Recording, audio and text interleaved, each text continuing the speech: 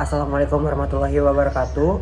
Perkenalkan, nama saya Aditya Mahendra, di NIM 2208060064, kelas Farmasi B angkatan 2022, dengan mata kuliah Statistika dan Komputasi yang diampu oleh Bapak Imam Syahputra Yamin, SKM MEPIT.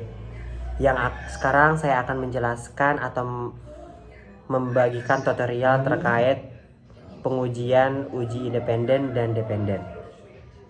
Teman, kita langsung ke pengujian uji T independen. Nah, pastikan juga teman-teman sudah masuk ke aplikasi SPSS tersendiri. Nah, kemudian pada menu variable view, sebagai contoh kita gunakan data ac.sap dan akan muncul output seperti ini. Nah, di sini teman-teman, jadi ini adalah data yang sudah di entry dan ini yang akan dijadikan sebagai contoh data penelitian dari uji T independen. Nah, langkah pertama teman-teman itu harus mengklik analyze terlebih dahulu. Selanjutnya teman-teman memilih compartments-nya. Dalam compartments-nya itu teman-teman memilih independent sample test-nya. Nah, langsung teman-teman memasukkan kadar HB ibu ke 1. Kadar ibu ke 1 itu di bagian test variable atau sebagai numeriknya. Selanjutnya teman-teman masukkan data eksklusif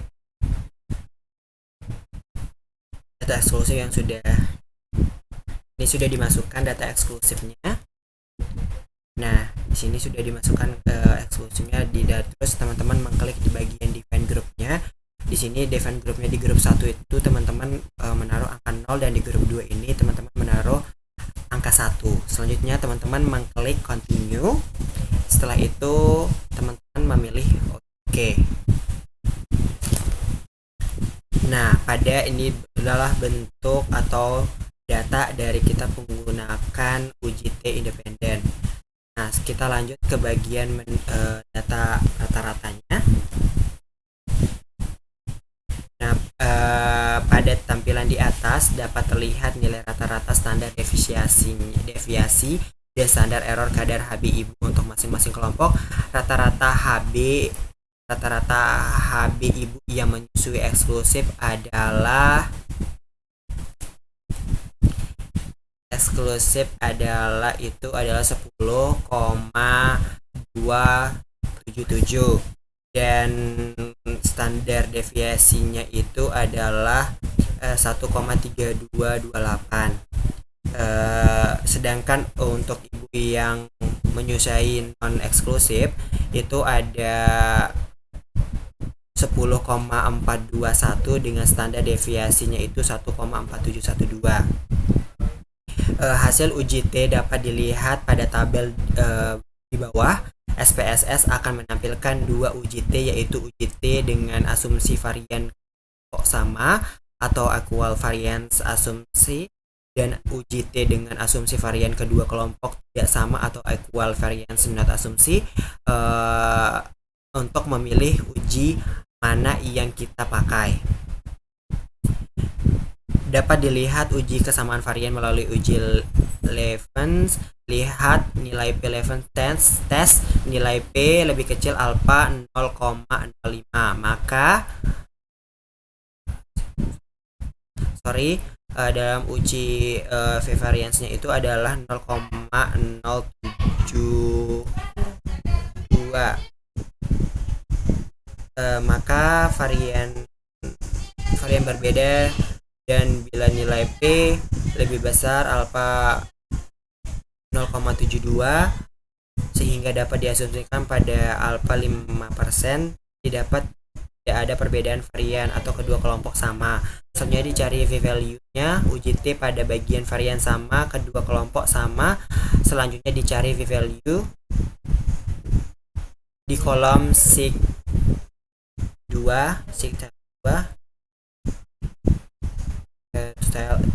total yaitu sebesar 0,717. Artinya tidak ada perbedaan yang signifikan rata-rata kadar HB antara ibu yang menyusui eksklusif dengan ibu yang menyusui non eksklusif. Nah, kita lihat di bagian rata-ratanya teman-teman. di sini saya sudah menaruh data di bagian untuk sendiri. Nah, di sini rata-rata kadar HB ibu yang menyusui eksklusif adalah 10,277,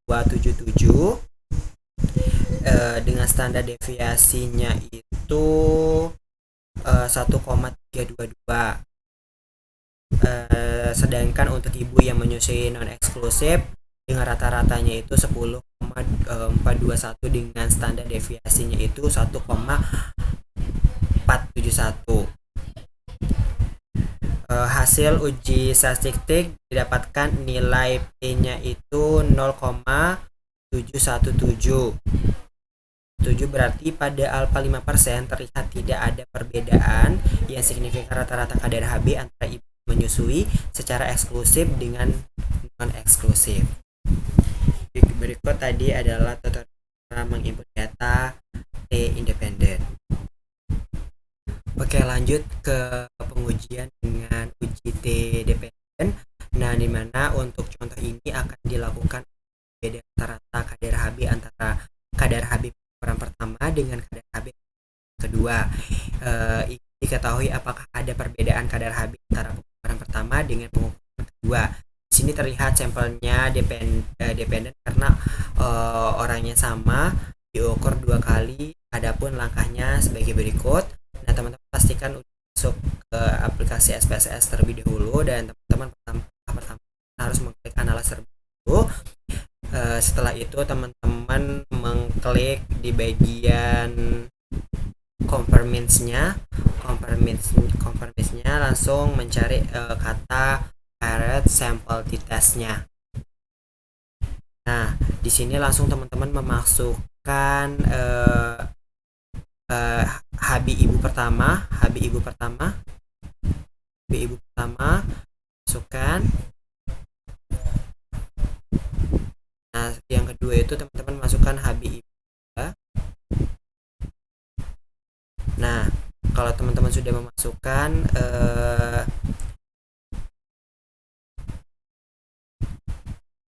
klik OK.